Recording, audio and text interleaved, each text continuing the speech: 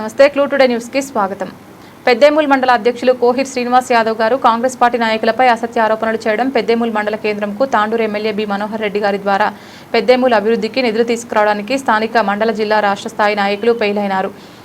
చెట్లకు ఉరివేసుకోండని కోహిర్ శ్రీనివాస్ యాదవ్ విమర్శించారు. దానికి కాంగ్రెస్ పార్టీ నాయకులు ఎండి రియాజ్, రాష్ట్ర కన్వీనర్ టీపీసీసీ మైనార్టీ డిపార్ట్మెంట్ మాట్లాడుతూ బి మనోహర్ రెడ్డి గారి పెద్దేముల్ మండల కేంద్రంలో 1,20,00,000 సీసీ రోడ్లు, డ్రైనేజీతో పాటు కోట్పల్లి ఆయకట్టు ప్రాజెక్టు కెనాలను మరమ్మతులు చేయడానికి 110 కోట్లతో పనులు ప్రారంభం చేశారు.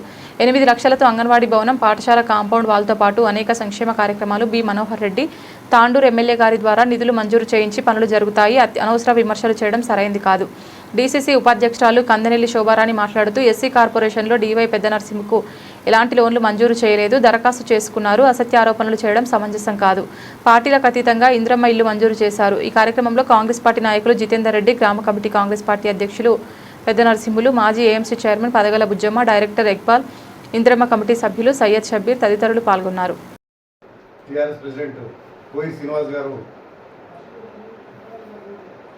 కాంగ్రెస్ పార్టీపై విమర్శలు చేయడం చాలా బాధాకరం.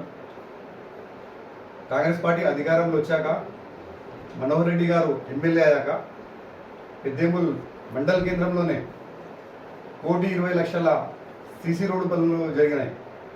అలాగే సర్పంచ్ గెలిచాక 8 లక్షల అంగన్వాడీ భవనం మంజూరు చేశారు. Compound wall, school compound wall వచ్చింది, కంపౌండ్ వాల్ కట్టారు కూడా. దాంతోపాటు ఒక స్కూల్ శాంక్షన్ అయింది. అనేక కార్యక్రమాలు ఈరోజు చూస్తున్నాము.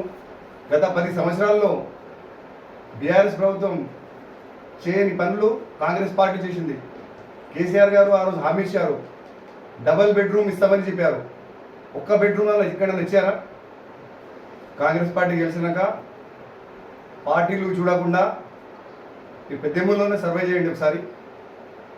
ప్రతి ఒక్కరికి ఇల్లు ఇచ్చారు. ఇక్కడ అర్హులు ఎవరున్నారో పార్టీ అనకుండా అందరికీ ఇంద్రమ్మ ఇల్లు ఇచ్చాము.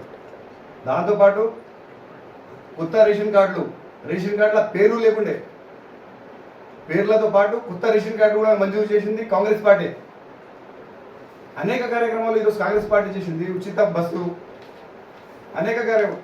తాండూరు నుంచి పెద్దేముల వరకు చూస్తున్నాం. ఈరోజు కోట్పల్లి రోడ్ కూడా 10 సంవత్సరాల పాలనలో ఏం చేసారు? గతంలో కాంగ్రెస్ పార్టీ హయాంలోనే రోడ్ వేసిండ్రు. ఇప్పుడు మంజూరైంది రోడ్. అది హ్యామ్స్ దాంట్లో, హెచ్ఏఎం హ్యామ్ దాంట్లో ఆ రోడ్ కూడా ఇప్పుడు మంజూరైంది. త్వరలో పని కూడా నడుస్తుంది. కోట్పల్లి ప్రాజెక్ట్ చెన్నారెడ్డి గారు నిర్మించారు.